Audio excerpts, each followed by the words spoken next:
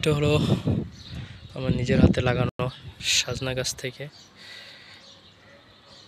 গাছের ঢাল, যেটা ডাল আসলে এরকম মোটা একটু মোটা ডাল হলে ভালো হয়।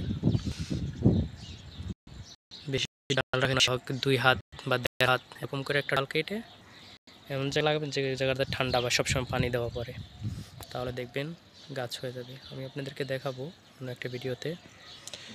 দেখেন আসলে এই গাছটা অনেকবার ভেঙে পড়ে গেছিলো বাতাসের কারণে। সাজনা গাছ এত নরম হয়, আসলে কিচ্ছু একটা হলেই ধম করে পড়ে যায়।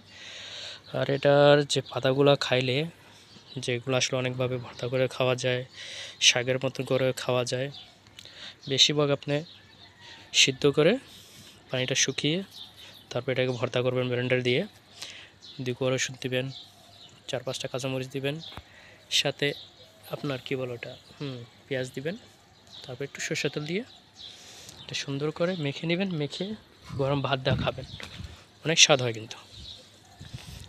আর সাজনা গাছের বিষয়ে তো অনেক সময় আপনারা জানেন যে সাজনা গাছের অনেক উপকার আছে, যেগুলো খাইলে অনেক ধরনের রোগ মাফ হয়ে যায়। এখানে আছে ওই যে পাশে আরেকটা বড় গাছ আছে, আরও অনেক কিছু সাজনা গাছ লাগাইছিলাম, ওগুলোও আছে।